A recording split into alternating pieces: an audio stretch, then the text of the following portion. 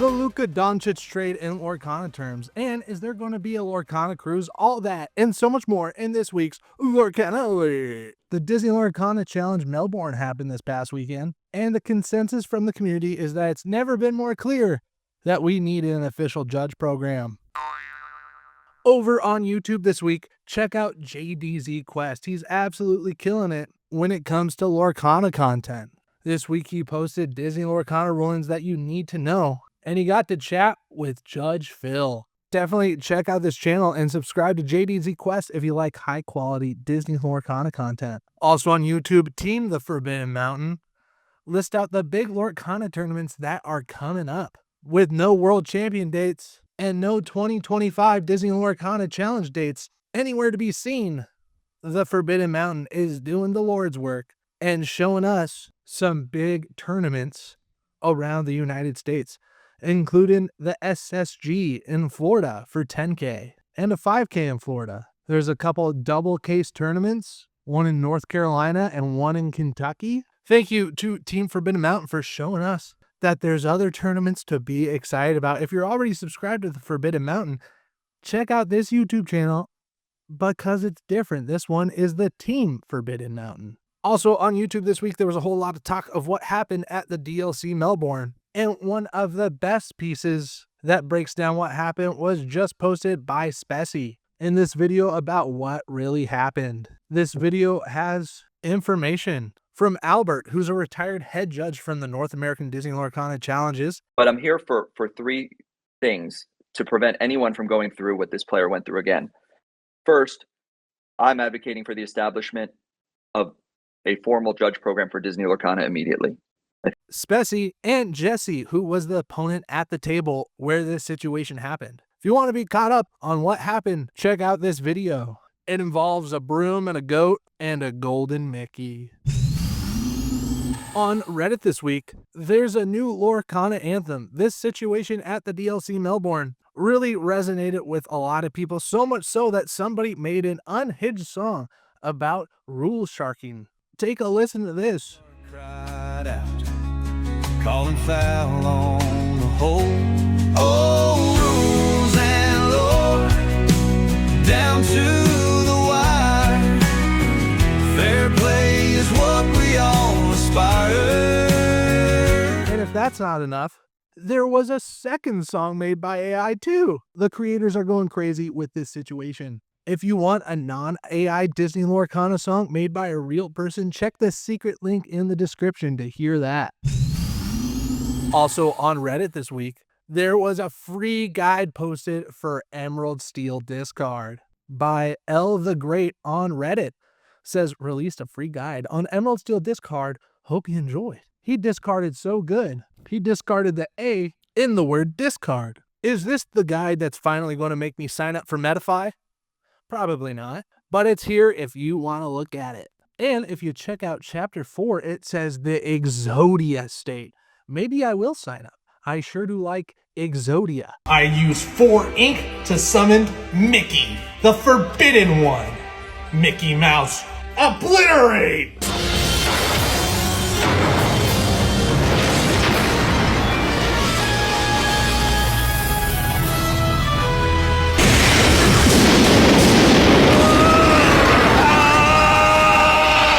Also on Reddit, we gotta admire this Japanese card shop Lorcana section. They say I work at a card shop in front of Kyoto Station. Check out our selection. And if you zoom into this picture, you can see that the rare Lilo that quests for 2 is only 350 yen. Back when this came out in the US, this was like a $20 card.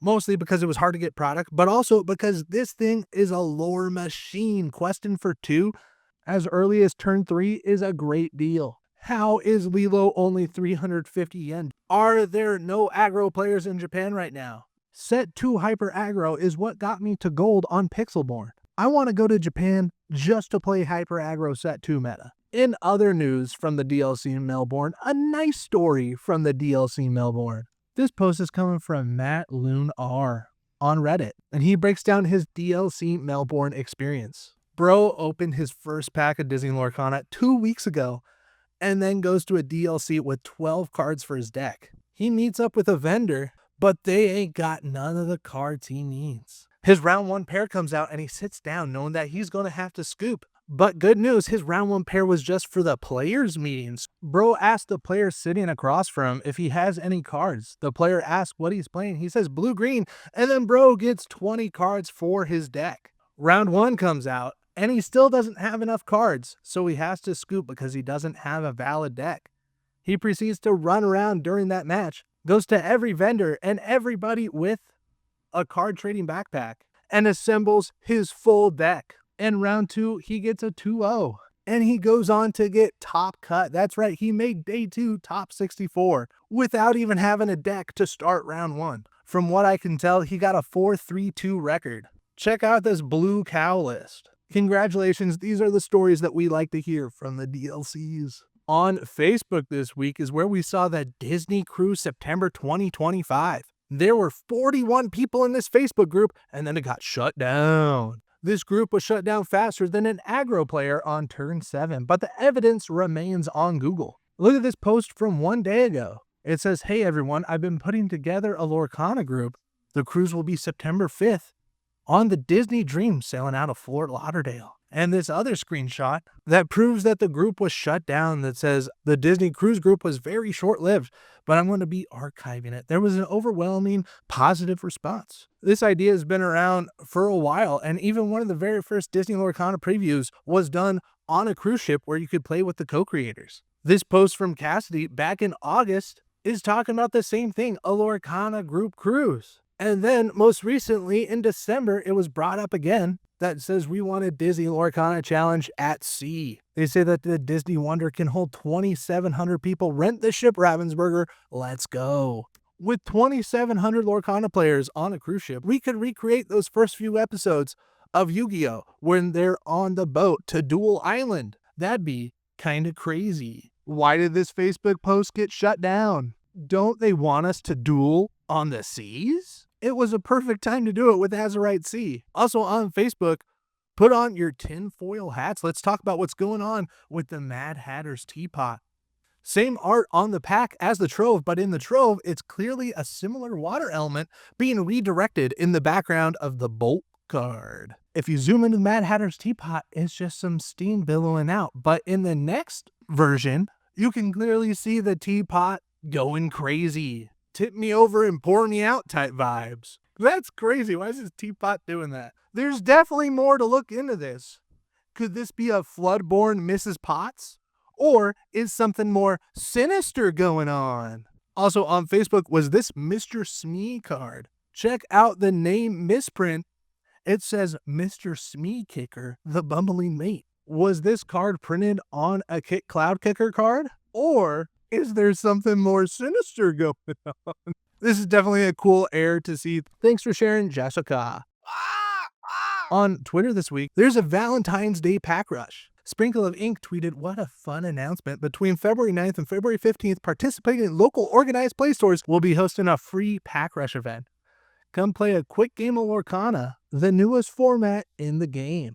Plus, you get to keep all the cards." This is the official post from Team Lorcana. You can play a free game of Pack Rush and keep all the cards. Reach out to your local organized play store to see if they are participating. If they had a set championships, they probably got the product for this. Also on Twitter was Judge Phil. Says, "This is hilarious and seriously awesome. A good friend of mine got me a Judge Phil ref bobblehead." That's right, there's a Judge Phil bobblehead. This isn't a Lorcana Man bobblehead. This is a Judge Phil bobblehead. Flounder bobblehead win. Also on Twitter this week is where we saw the great news that the Shamrock Shake is back on February 10th at McDonald's. And so is the icon, the legend, Uncle O Grimacy. Is this Grimace's uncle? And when are they getting a Disney Lorcana card? Also on Twitter, if you don't follow the sports world, you might have still heard about the Luka Doncic trade. But if you don't understand it, Kenny from Ready Set Inc. made this meme about the trade in Lorcana terms. It'd be like trading a PSA 10 Ryan Miller signed flounder for a PSA 9 flounder. That'd be a bad deal. On Instagram this week, follow Ready Set Inc. We post the best memes from our TikTok to the Instagram, along with unexpected AI edits of cards. Like check out Hiro Hamada as Timo Thanos. and this super goofy that I edited with a water bottle in his hand to remind you to stay hydrated. For our meta report, watch out for McDuck Manor. If you've taken out your Maui Heroes to all to be like Ed, the winner of the North American Nationals, put him back in. You gotta do something to take out the McDuck Manors. It has 9 willpowers. That's huge. I lost to a couple McDuck Manors this weekend. If you want to see the top decks from the Disney Lorcana Challenge Melbourne, check out the link in the description. It'll take you to Ink Decks, and you can check out all the different decks that were submitted there, including the top deck. For our Market Watch segment, after DKP won the DLC Melbourne with his Ruby Sapphire deck, utilizing the Super Goofies and the Pirate's Life, the Super Goofy Enchanted price soared from $90 all the way up to $150. Now that's a crazy market. If you have any Lorcana alerts that you want me to know about, email me at lorcana707@gmail.com. Ready Set Inc. is now over 1,442 subscribers.